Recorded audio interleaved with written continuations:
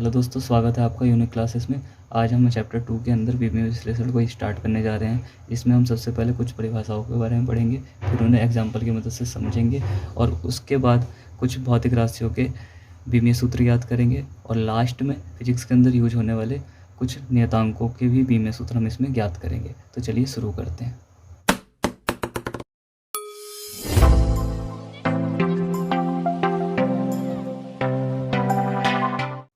तो देखिए यहाँ पे जो 3 परिभाषाएं लिखी हुई हैं, इनको पहले हम एक एग्जाम्पल की मदद से समझते हैं, फिर इन्हें पढ़ेंगे। ठीक है, तो जैसा कि हमने पहली वीडियो में जो हमारा फर्स्ट पार्ट था इसका, वो क्या था, उसमें हमने पढ़ा था कि 7 मूल राशियों के बारे में पढ़ा था। वो 7 मूल राशियाँ क्या क्या थी? द्रव्यमान, लंबाई, समय, ताप, विद्युत धारा, प्रदीपन तीव्रता और पदार्थ की मात्रा। और इनके जो प्रतीक थे, प्रतीक क्या थे? द्रव्यमान को हम किससे दिखाते थे? m से, लंबाई को l से, समय को t से और ताप को थीटा से, विद्युत धारा को a से और प्रदीपन तीव्रता का मात्रक होता था कैंडेला, इसको हम CD से दिखाते थे और पदार्थ की मात्रा को हम किससे दिखाते थे? मोल से दिखाते थे। अब हमें बीमीय विश्लेषण में क्या करना है? इन सबको इन ब्रैकेटों के रूप में लिखना है। ठीक है, इस ब्रैकेट के रूप में लिखेंगे, बड़े वाले ब्रैकेट के अंदर लिखेंगे। ठीक है, तो आपको 2 चीज़ें याद रखनी है कि 7 मूल राशियों के प्रतीक क्या क्या होते हैं और उनको हमें किस में लिखना है? ब्रैकेट के रूप में लिखना है, ब्रैकेट के अंदर लिखना है। ठीक है, तो देखिए बीमाएँ ज्ञात कैसे की जाती हैं। जैसे कि हम बात कर लेते हैं, सबसे पहले क्षेत्रफल की बात करते हैं। क्षेत्रफल या आयतन की बात कीजिए सबसे पहले, आयतन की। तो आयतन का फॉर्मूला क्या होता है? लंबाई गुणा चौड़ाई और गुणा में ऊंचाई। ठीक है, तो ये सब के सब क्या हैं? एक तरह से लंबाइयाँ हैं, तो इसको हम क्या लिखेंगे? लंबाई गुणा लंबाई और गुणा में लंबाई। तो हम इसमें ये बोलेंगे कि इसमें लंबाई की डायमेंशन कितनी है? 1, 2 और 3, मतलब इसमें 3 लंबाइयाँ हैं। मतलब लंबाई की बीमा कितनी है? इसमें 3 है। तो इसे इस प्रकार से लिखना काफ़ी लेंथी हो जाता है, मतलब बहुत ही ज़्यादा कठिन हो जाएगा इसको अगर हम बार बार लिखें। ऐसी बहुत सी राशियाँ आएंगी जिनके फॉर्मूले बहुत ज़्यादा बड़े होते हैं, तो उनको ऐसे लिखना, शब्दों के रूप में लिखना बहुत ही ज़्यादा मुश्किल होगा। तो इसके लिए हमने क्या किया? इनके प्रतीकों को यूज करना स्टार्ट कर दिया। और इनके प्रतीक क्या क्या थे? ये थे इन 7 मूल राशियों के। तो ये जो मूल राशि है लंबाई, इसके जो प्रतीक होगा वो क्या हो जाएगा हमारा? L, और इस वाले का भी L और इसका भी L। ठीक, तो इसको हम ऐसे लिख लेंगे। और L कितनी बार लिखा हुआ? 1, 2 और 3, तो इसको हम कैसे लिख सकते हैं? L की पावर 3। तो ये हो जाएगा इसका बीमीय सूत्र। इसे ऐसे भी लिख सकते हैं कि M0 L3 और T0। तो हमें MLT के रूप में लिखने होते हैं सारे, कि मतलब इसमें M भी चाहिए, M, L और T, और बाकी ये जो लास्ट के 4 बच रहे हैं इन्हें लिखो या ना लिखो कोई फ़र्क पड़ता नहीं है।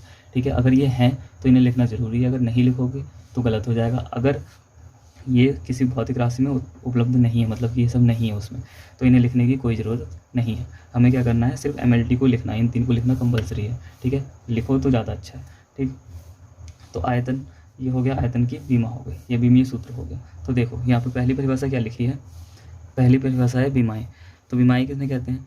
किसी भौतिक राशि की बीमाएँ उन घातों या घातांकों को कहा जाता है जिन्हें उस राशि को व्यक्त करने के लिए मूल राशि पर चढ़ाना पड़ता है।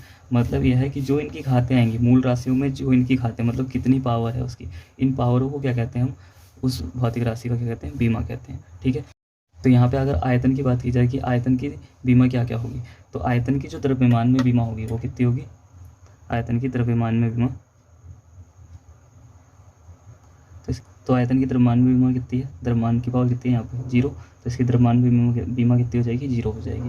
वैसे अगर बात की जाए लंबाई में बीमा, तो लंबाई में बीमा, तो लंबाई में बीमा भी कितनी है इसकी? 3 है। तो लंबाई में यहाँ पे पावर इसकी 3 लिखी हुई है, तो इसकी बीमा कितनी होगी?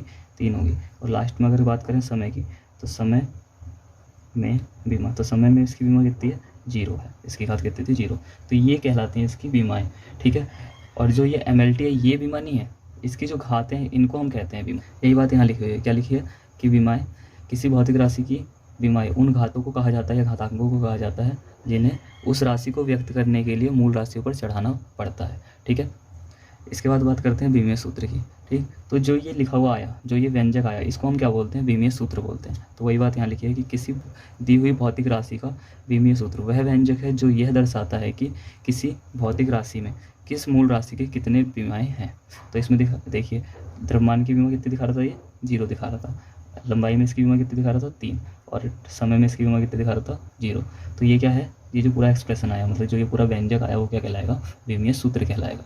ठीक है, तो देखो जैसे आयतन है, तो आयतन की 3 ही विमाएँ होती है, लंबाई, चौड़ाई और ऊंचाई, 3 डायमेंशन होते हैं ना। इसका द्रव्यमान से कोई मतलब नहीं है और ना ही समय से इसका कोई मतलब है, तो इसलिए इसकी पावर क्या आ रही है यहाँ पे, 0 आ रही है। तो हम कहेंगे यहाँ पे इसकी द्रव्यमान में पावर 0 है, इसका मतलब कि द्रव्यमान की विमा कितनी हो जाएगी, 0 हो जाएगी।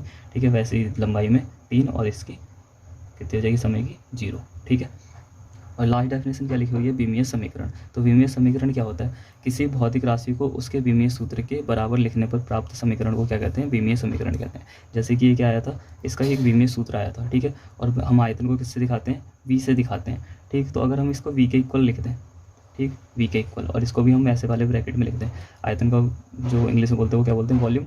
तो वॉल्यूम को हम v से दिखाते हैं, तो v को हम इसके बराबर लिख दें इसी प्रकार से, तो ये समीकरण जो आई इसको क्या बोलेंगे, हम विमीय समीकरण कहेंगे। ठीक है, तो आइए अब कुछ भौतिक राशियों के विमीय सूत्र याद कर लेते हैं। तो देखिए अब कुछ भौतिक राशियों के विमीय सूत्र याद करते हैं। पहली भौतिक राशि है क्षेत्रफल।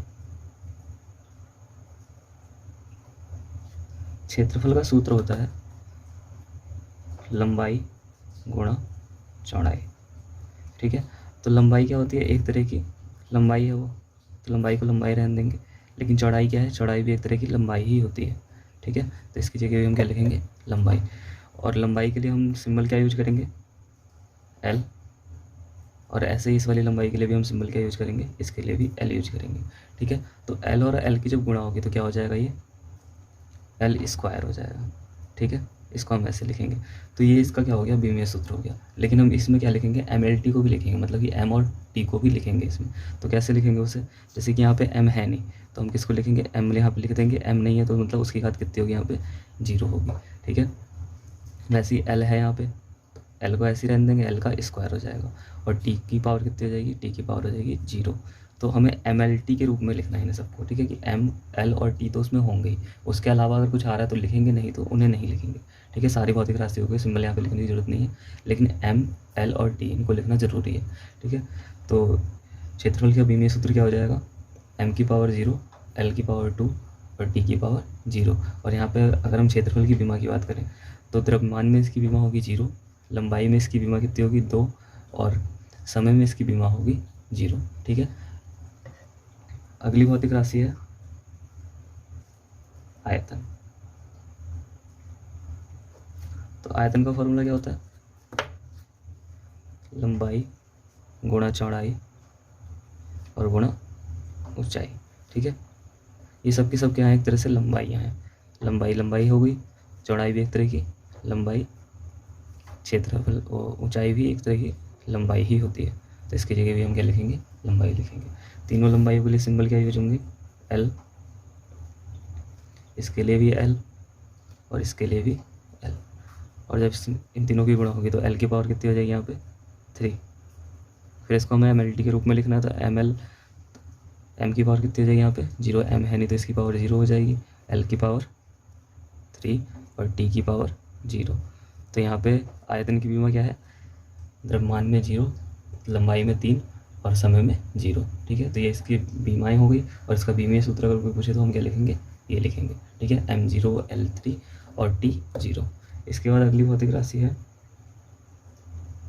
घनत्व। तो घनत्व बराबर होता है द्रव्यमान बटे आयतन।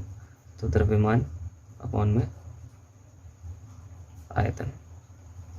ठीक है, तो द्रव्यमान के लिए हम सिंबल क्या यूज करते हैं, m, मास होता है, मास के लिए m। और आयतन, आयतन का क्या आया था, l की पावर 3 आई थी बीमा एक तरह से, तो l की पावर इसे 3 लिख लो, ये भी लिख सकते हैं यहाँ पे, लेकिन हम क्या लिख रहे हैं, m की पावर l की पावर 3 लिख रहे हैं। ठीक है, तो ये इसका विमीय सूत्र था। अब ये पावर 3 जब ये ऊपर जाएगा तो कैसे हो जाएगा, m ऐसे ही रहेगा, और जब इसको हम ऊपर ले जाएंगे तो l की पावर कितनी हो जाएगी, -3 हो जाएगी। जब इन दोनों की हम गुणा कराएंगे तो इसका आंसर कितना आ जाएगा, m l की पावर -3 इतना आएगा। हमें किस रूप में लिखना था, mlt के रूप में लिखना था, तो इसको हम कैसे लिख लेंगे, m की पावर 1, ठीक है, इसकी पावर यहाँ पे 1 है, l की पावर -3 और t की पावर 0, t यहाँ पे था नहीं। तो इस आयत घनत्व की विमा क्या हो जाएगी, द्रव्यमान में 1, लंबाई में -3 और समय में 0। ठीक है, इसके बाद देखो, इसके बाद चौथी जो भौतिक राशि है वो है वेग। तो वेग बराबर क्या होता है, विस्थापन परिवर्तन की समय दर को क्या कहते हैं, वेग कहते हैं। तो विस्थापन अपॉन में समय, ठीक है। तो ये क्या कहलाता है, वेग कहलाता है। तो विस्थापन क्या होती है, एक तरह की लंबाई होती है, और समय क्या है, समय तो समय है ही, एक मूल राशि है ना, तो इसको ऐसे ही रहने देंगे। लंबाई के लिए हम क्या यूज करते हैं, सिंबल एल। समय के लिए हम सिंबल क्या यूज करते हैं, टी, ठीक है। जब टी को हम ऊपर ले जाएंगे तो एल तो ऐसे ही रहेगा और टी की पावर -1 हो जाएगा, ठीक है। और इसको हम कैसे लिख देंगे, एल टी की पावर -1, ठीक है। दोनों को एक ही ब्रैकेट में लिख देंगे। और इसका जो फाइनल बीमीय सूत्र आएगा वो क्या हो जाएगा, m की पावर 0, l की पावर 1 और t की पावर -1। ये हो गया इसका बीमीय सूत्र। और इसकी बीमारी क्या क्या हो गई, द्रव्यमान में 0, लंबाई में 1 और समय में -1, ठीक है। इसके बाद अगली भौतिक राशि है पाँचवीं है चाल। तो चाल बराबर क्या होता है, दूरी बटे समय। तो दूरी और अपॉन में क्या आएगा, समय। दूरी क्या होती है, एक लंबाई होती है, और समय एक भौतिक राशि पहले से ही यहाँ पे दे रखी है, मूल राशि, ठीक है। तो समय एक मूल राशि पहले से है और दूरी क्या होती है, लंबाई होती है। तो लंबाई भी एक मूल राशि। तो लंबाई के लिए सिंबल क्या यूज करेंगे हम, एल, और जो समय है उसके लिए कैपिटल टी, ठीक है। इस टी को ऊपर भेज देंगे तो कितना आ जाएगा, एल तो ऐसे ही रहेगा, ठीक। और टी की पावर कितनी हो जाएगी, यहाँ पे -1 हो जाएगी। यहाँ पे इसकी पावर 1 होगी, ऊपर जाएगी तो -1 हो जाएगी, ठीक है। जब इन दोनों की गुणा कराएंगे तो आंसर कितना आएगा इसका, एल ऐसे ही टी की पावर -1। इसी को हम एम एल टी के रूप में लिखेंगे तो एम यहाँ पे है नहीं, तो एम की पावर 0, एल की पावर 1 और टी की पावर -1, ठीक है। तो ये इसका बीमीय सूत्र हो गया। इसके बाद छठा देखो, छठा है त्वरण। त्वरण होता है वेग परिवर्तन की समय दर, मतलब कि वेग बटे समय, ठीक है। तो वेग का भी हमने पीछे निकाला था, अगर याद नहीं है तो फिर दोबारा निकाल लेते हैं। वेग क्या होता है, विस्थापन परिवर्तन की समय दर, ठीक है। तो विस्थापन बटे समय, ठीक। और इसके नीचे भी क्या चल रहा है, एक समय चल रहा है। विस्थापन एक तरह की लेंथ होती है, तो लेंथ के लिए हम क्या यूज करेंगे, एल, ठीक है। समय के लिए कैपिटल टी, फिर इसके अपॉन में क्या लिखा है, समय, तो उसके लिए भी हम कैपिटल टी यूज करेंगे। इस टी और इस टी की गुणा हो जाएगी आपस में, तो ये हो जाएगा एल अपॉन में टी और इनटू में टी, ठीक है। तो एल अपॉन टी और टी की गुणा होगी तो क्या आएगा, टी स्क्वायर। जब ये टी स्क्वायर ऊपर पहुंचेगा तो कितना आएगा, एल ऐसे ही टी की पावर -2। जब इन दोनों की आपस में गुणा हो जाएगी तो इसका आंसर कितना आ जाएगा, एल टी की पावर -2, ठीक है। इसी को जब हम पूरा एम एल टी के रूप में लिखेंगे तो कैसे लिखेंगे, एम तो यहाँ है नहीं, तो एम की पावर 0 हो जाएगी, एल की पावर 1 और टी की पावर -2, ठीक है। तो ये एक इम्पॉर्टेंट है थोड़ा सा, इसको आप याद रखेंगे, ठीक है। तो ये होगी त्वरण की बीमा। इसके बाद बात करते हैं बल की बीमा की। सातवां हो जाएगा बल। तो बल बराबर क्या होता है, द्रव्यमान गुणा त्वरण, F बराबर ma। तो द्रव्यमान गुणा त्वरण, ठीक है। तो द्रव्यमान के लिए सिंबल क्या यूज करते हैं, m, और त्वरण की जो बीमा आई वो कितनी आई अभी, m0, L1 और t -2, ठीक है। तो देखो यहाँ पे पावर कितनी है द्रव्यमान की, m है, मतलब m की पावर 1 है, यहाँ पे 0 है, तो गुणा में खाते जुड़ती हैं, तो 1 + 0 कितना हो जाएगा, 1 हो जाएगा। तो इसकी जो बीमा आएगी वो कितनी आएगी, m1 L1 और t की पावर -2, ठीक है। इसी को हम शॉर्ट में ऐसे भी पढ़ते हैं MLT -2, MLT -2। तो ये इसके बीमीय सूत्र होगा, ठीक है। ये इंपॉर्टेंट है, सबसे ज़्यादा इंपॉर्टेंट अगर है तो ये वो यही है, इसका यूज बहुत ज़्यादा होगा, ठीक है। तो इसको आपको याद रखना है। इसके बाद 8वें नंबर को देखो, 8वां हो जाएगा हमारा दाब। तो दाब बराबर होता है बल बटे क्षेत्रफल। फॉर्मूले थोड़े से याद होने चाहिए, इस फॉर्मूले आपको सब आगे पढ़ने को मिलेंगे, तो ये सारे फॉर्मूले आपको लगभग याद ही हो जाएंगे, तो आप अभी इन्हें याद करने की कोशिश करना, ठीक है। पहले फॉर्मूले याद होंगे तभी इनकी बीमाएँ हम निकाल सकते हैं, बीमीय सूत्र ज्ञात कर सकते हैं, ठीक है। तो बल बटे क्षेत्रफल, बल कितना होता है, बल की बीमा क्या आई थी अभी, MLT -2, ठीक है। या फिर इनकी पावर हम यहाँ पे 1 भी लिख सकते हैं। उसके बाद नीचे क्या है, क्षेत्रफल। क्षेत्रफल क्या होता है, लंबाई गुणा चौड़ाई। तो इसे लिख लेते हैं लंबाई गुणा चौड़ाई। दोनों की दोनों क्या है, एक तरह से लेंथ है तो दोनों लेंथ के लिए हम एल एल यूज करेंगे। तो m1 L1 t की पावर -2, और नीचे क्या आएगा, इस वाली लंबाई के लिए l, और दूसरी चौड़ाई है वो भी एक तरह की लेंथ होगी तो उसके लिए भी हम l यूज करेंगे। ठीक है, तो ये टोटल कितना आएगा, m की पावर 1 l की पावर 1 t की पावर -2, और इसके अपॉन में क्या आएगा, l स्क्वायर। ठीक, ये l स्क्वायर जब ऊपर पहुंचेगा तो नेगेटिव हो जाएगा। तो m1 L1 t की पावर -2, और यहाँ पे l की पावर -2। ठीक है, अब इस l की इस वाले l से गुणा होगी तो कितना आ जाएगा इसका आंसर, m की पावर 1 l की पावर यहाँ पे 1 है, और ये जब गुणा होगी तो गुणा में खाते जुड़ती हैं, तो ये दोनों जब जुड़ेंगी तो यहाँ पे माइनस है तो माइनस और प्लस क्या हो जाएगा, माइनस हो जाएगा। ठीक है, और t की पावर कितना आएगा यहाँ पे -2 आएगा। जब इन्हें सॉल्व करेंगे तो इसका आंसर कितना आ जाएगा, m1 L-1 और t-2। तो ये होता है दाब की विमा। ठीक है, तो ये दाब के विमीय सूत्र आ गया। इसके बाद देखिए 9वें नंबर पे है गुरुत्वीय त्वरण।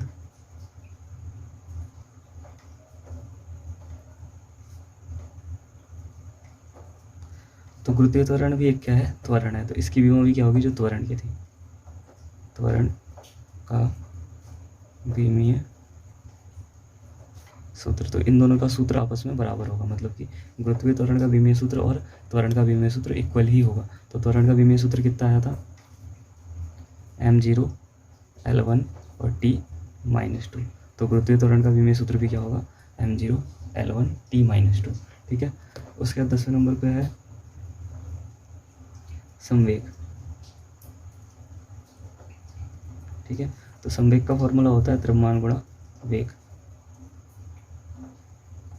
तो द्रव्यमान के लिए हम क्या यूज करते हैं, सिंबल m यूज करते हैं।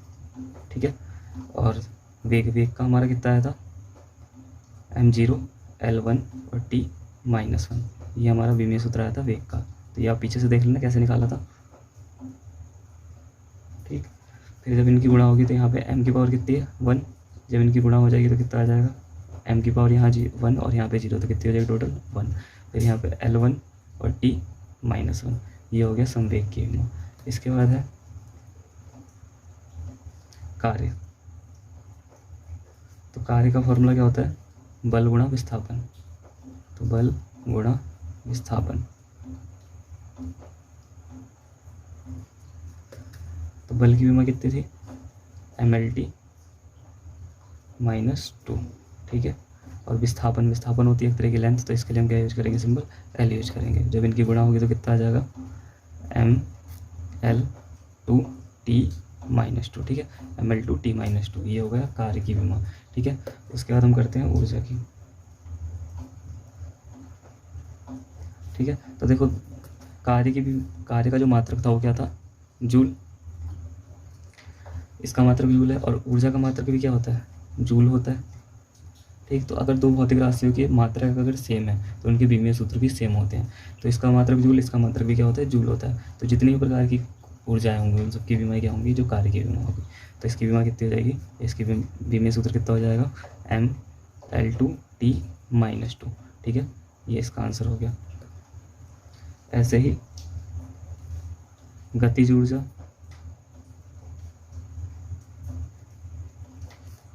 इसकी स्थितिज ऊर्जा के बराबर भी होगा।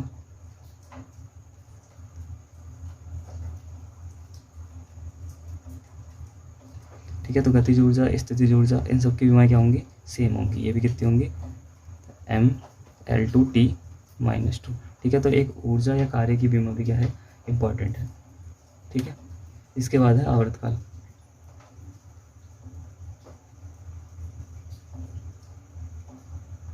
तो आवर्तकाल क्या होता है, एक समय होता है, और समय के लिए हम सिंपल क्या यूज करते हैं, LT यूज करते हैं। तो इसकी जगह हम क्या यूज करेंगे, T। और जब इसको mLT के रूप में लिखेंगे तो कैसे लिखेंगे, m की पावर 0, L की पावर 0 और t की पावर 1। ठीक है, तो ये हो गया आवर्तकाल का विमा। ठीक है, या विमीय सूत्र। इसके बाद 15वां देखो, 15वां है आवृत्ति। आवृत्ति का फॉर्मूला होता है 1/, आवर्तकाल। ठीक, तो 1 और इसके बटे में आवर्तकाल क्या है, समय के लिए हम क्या यूज करेंगे, T यूज करेंगे। ठीक, और जब ये टी ऊपर पहुंचेगा तो क्या हो जाएगा, टी की पावर -1। और इसी को हम कैसे लिख सकते हैं, MLT के रूप में m0 L0 और टी की पावर -1। तो ये इसका भी सूत्र हो गया। इसके बाद 16वां देखो, 16वां है शक्ति। तो शक्ति का फॉर्मूला होता है कार्य बटे समय, कार्य बटे समय। ठीक है, तो कार्य की विमा क्या आई थी, mL2T -2। ठीक है, और इसके अपॉन में समय का कितना होता है, t होता है। ठीक है, तो जब इसे सॉल्व करेंगे तो t की पावर ऊपर पहुंचेगी, यहाँ पे t की पावर 1 है, ऊपर जाएगी तो -1 हो जाएगी। तो mL² t की पावर -2 और ये क्या आ जाएगा, t की पावर -1। जब इन सब की गुणा होगी तो गुणा में खाते ये दोनों जुड़ जाएंगी, तो -2 और -1 कितना हो गया, -3 हो जाएगा। तो ये कितना आ जाएगा, m1 L2 और t -3। ये हो गई इसका भी सूत्र। ठीक है, इसके बाद 17वां देखो, 17वां है प्रतिबल। ठीक, तो प्रतिबल का फॉर्मूला होता है बल बटे क्षेत्रफल। जो दाब का था वही इसका भी फॉर्मूला होता है। क्या था, बल बटे क्षेत्रफल। ठीक है, तो बल की विमा क्या आई थी, विमा सूत्र क्या था इसका, MLT -2। ठीक है, तो MLT -2। और क्षेत्रफल का क्या होता है, क्षेत्रफल लंबाई गुणा चौड़ाई, मतलब कि L × L मतलब L²। ठीक है, तो ये था ये किसका सूत्र था, क्षेत्रफल का। जब इस L² को ऊपर ले जाएंगे तो कितना आ जाएगा, -2 हो जाएगा। तो MLT -2 और साथ में L -2। ठीक है, जब इनकी गुणा होगी तो यहाँ पे देखो पावर 1 है, पावर 1 और -2 कितना बचेगा, -1 बचेगा। तो ये हो जाएगा m1 L की पावर -1 और t की पावर -2। तो ये हो गया प्रतिबल का विमीय सूत्र। इसके बाद बात करते हैं विकृति की। क्या, विकृति। तो विकृति का फॉर्मूला होता है लंबाई में परिवर्तन बटे प्रारंभिक लंबाई। ये डेल, जहाँ इसको हम बोलते हैं डेल। ठीक है, अब डेल के बारे में आप यहाँ पे थोड़ा सा समझ लीजिए। डेल जहाँ भी यूज होगा वो किसको दिखाएगा, परिवर्तन को दिखाएगा। ठीक है, इसे त्रिभुज ना बोलकर क्या बोलेंगे, हम डेल बोला करेंगे।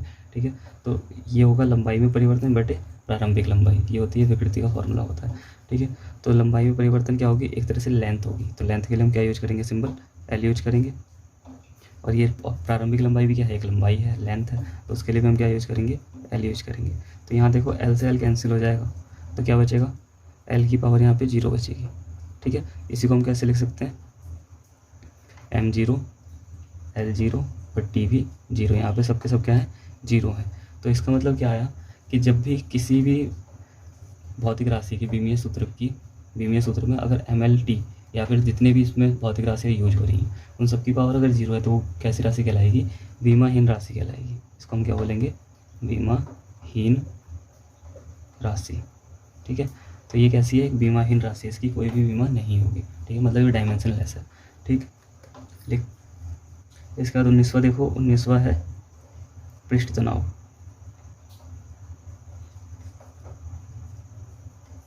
तो पृष्ठ तनाव का फॉर्मूला होता है बल बटे लंबाई। एकांक लंबाई पे लगने वाले बल को हम क्या कहते हैं, पृष्ठ तनाव कहते हैं। मतलब द्रव की जो सतह होती है, ऊपरी सतह, उसकी एकांक लंबाई पे जितना बल लगता है उसको हम क्या बोलते हैं, पृष्ठ तनाव बोलते हैं।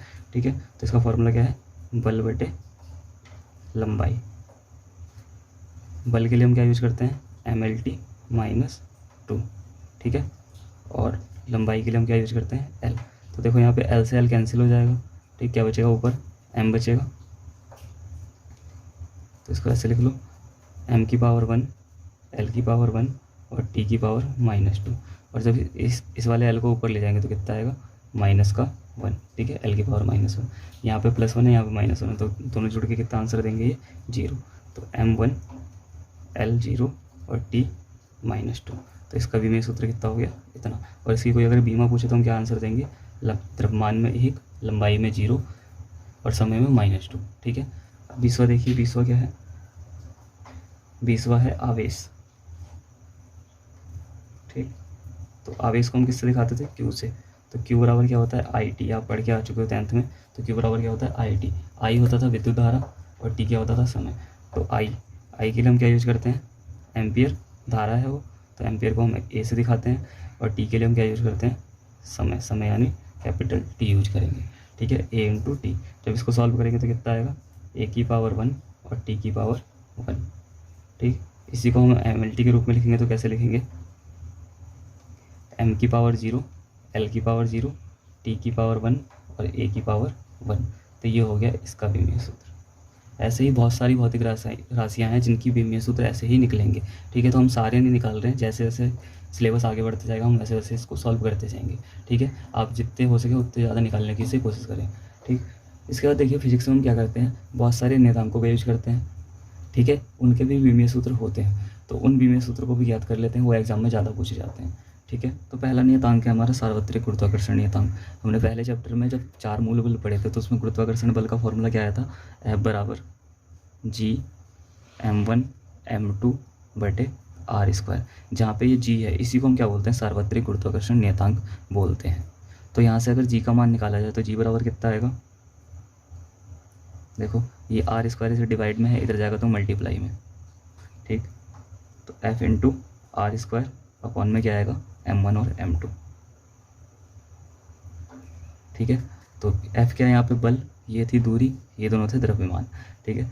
तो बल के लिए हम क्या यूज करते हैं, mlt -2, ठीक है। बल का बीमीय सूत्र ये होता है, आर स्क्वायर मतलब कि लेंथ का स्क्वायर, दूरी है ये, तो लेंथ का स्क्वायर मतलब एल स्क्वायर हो जाएगा, और अपॉन में m1 और m2, ये दोनों क्या होंगे, द्रव्यमान होंगे। और द्रव्यमानों के लिए हम क्या यूज करते हैं, सिंबल m यूज करते हैं। तो m और m, 2 बार m यूज करेंगे, ठीक है। तो यहाँ पे एक m से एक m कैंसिल हो जाएगा, ऐसे भी समझ सकते हो, नहीं तो जैसे हम अभी तक करते आए हैं वैसे ही करते हैं। तो जब इसको सॉल्व करेंगे तो कितना आएगा, m की पावर 1, l की पावर 1, t की पावर -2,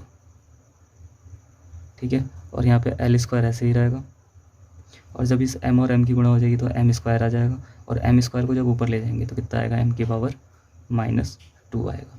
जब इन सबको सॉल्व करेंगे तो देखो आंसर इसका कितना आएगा, m की पावर यहाँ पे 1 है और उसमें से 2 घट जाएंगे तो कितना बचेगा, -1 बचेगा।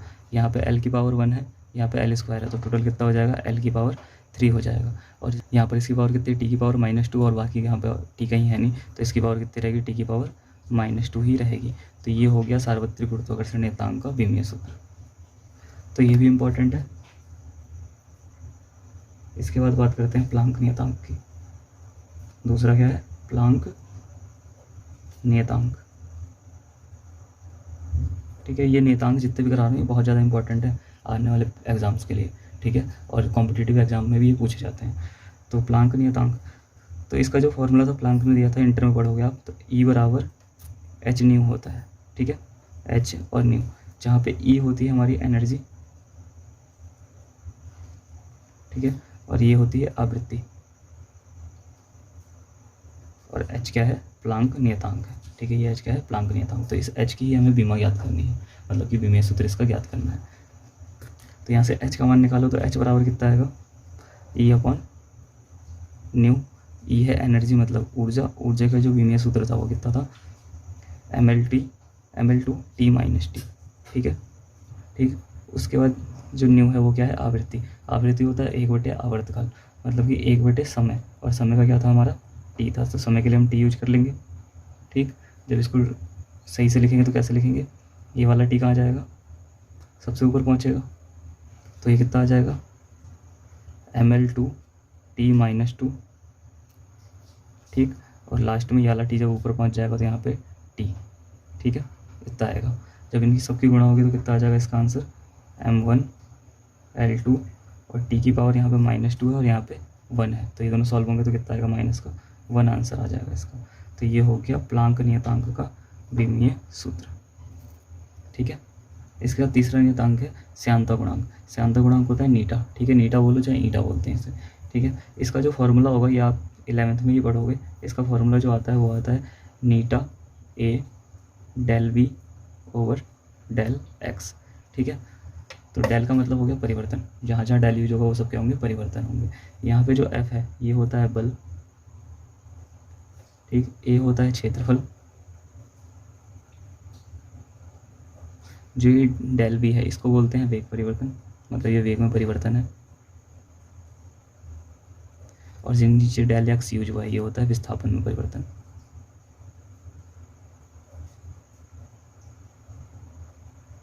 ठीक है। तो यहाँ से हमें किसकी बीमा निकालनी है, किसका बीमा सूत्र निकालना है, नीटा का निकालना है। ठीक है, तो यहाँ से नीटा बराबर कितना आएगा, ये डेल एक्स ऊपर पहुँच जाएगा यानी एफ इंटू डेल एक्स, ठीक, अपॉन में ए आ जाएगा और ये वाला डेल वी आ जाएगा। ठीक है, तो डेल वी क्या है, वेग में परिवर्तन है। तो इन सब की अगर हम बीमाएँ लिख दें और सॉल्व करें तो हमारा क्या आ जाएगा, आंसर आ जाएगा। तो चलिए इसे सॉल्व कर लेते हैं। तो ये कितना आएगा, एफ़ की बीमा क्या होती है, बल है, तो एम एल टी -2, ये हो गई बल की बीमा। और एक्स है विस्थापन में परिवर्तन, तो विस्थापन होता है लंबाई एक तरह का, तो इसके लिए हम एल यूज करेंगे।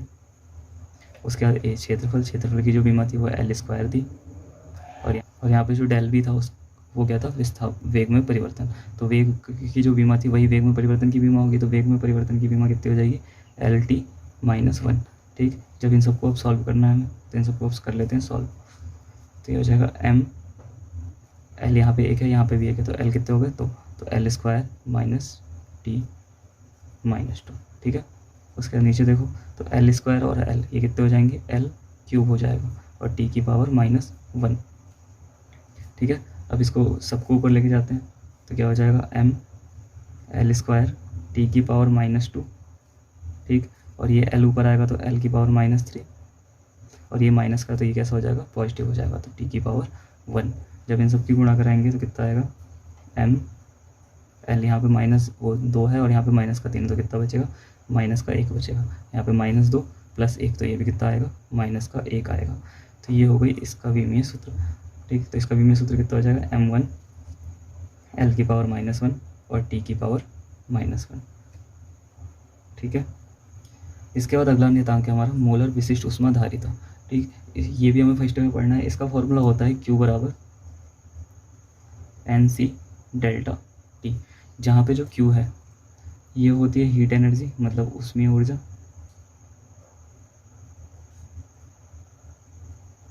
ठीक, N होता है नंबर ऑफ मोल, मतलब पदार्थ की मात्रा कितनी है मोल में। उसके बाद जो डेल्टा टी है वो है हमारा टेम्परेचर, चेंज इन टेम्परेचर, मतलब तापमान में परिवर्तन, चेंज इन टेम्परेचर। ठीक है, तो हमें सी का विमीय सूत्र याद करना है। तो सी बराबर यहाँ से कितना आएगा, सी बराबर आ जाएगा Q/N डेल्टा टी। ठीक है, तो Q क्या है, एक तरह से एनर्जी है, उसमें ऊर्जा है ना, तो ऊर्जा का जो विमीय सूत्र था वो था कितना, mL2T -2। ठीक है, ये किसका था, ऊर्जा का विमीय सूत्र था। N क्या है, नंबर ऑफ मोल। तो मोल के लिए मैंने क्या बताया था, पदार्थ की मात्रा के लिए हम क्या यूज करेंगे, मोल यूज करेंगे, तो मोल लिखेंगे हम ब्रैकेट में। ठीक है, उसके बाद डेल्टा टी क्या है, चेंज इन टेम्परेचर, मतलब एक तरह से तापमान है। तापमान का मतलब होता है हम किस तापमान को हम किससे दिखा देते, थीटा सिंबल यूज किया था हमने, थीटा या फिर के। ठीक, तो इसके लिए हम क्या यूज करेंगे, थीटा यूज करेंगे। तो इन सबको सॉल्व कर लो, हमारा आंसर आ जाएगा। तो mL2T -2। ठीक है, मोल ऊपर जाएगा तो मोल इन्वर्स हो जाएगा, और वैसे ही थीटा ऊपर जाएगा तो थीटा भी क्या हो जाएगा, इन्वर्स हो जाएगा। ठीक है, मतलब थीटा की पावर -1 आ जाएगी। जब इन सबको एक ब्रैकेट में लिखेंगे तो कैसे लिख देंगे, m की पावर यहाँ पे 1 है, L2T -2 मोल इन्वर्स और थीटा इन्वर्स। ठीक है, ये हो गया इसका आंसर। तो देखिए जितनी भौतिक राशियाँ थी जिनके मात्रक थे उन सबके कुछ न कुछ विमीय सूत्र निकल के आए। ठीक है, इसका मतलब ये हो गया कि जितने भी भौतिक राशियाँ जिनके मात्रक होंगे उन सबके विमीय सूत्र होंगे, ऐसा नहीं है। फिजिक्स के अंदर 2 ऐसी भौतिक राशियाँ हैं जिनके मात्रक तो होते हैं लेकिन वो क्या होती हैं, बीमाहीन होती हैं। तो वही हमें यहाँ पे प्रश्न में पूछ रखा है कि 2 ऐसी बीमाहीन राशियों के नाम लिखिए जिनके मात्रक हों।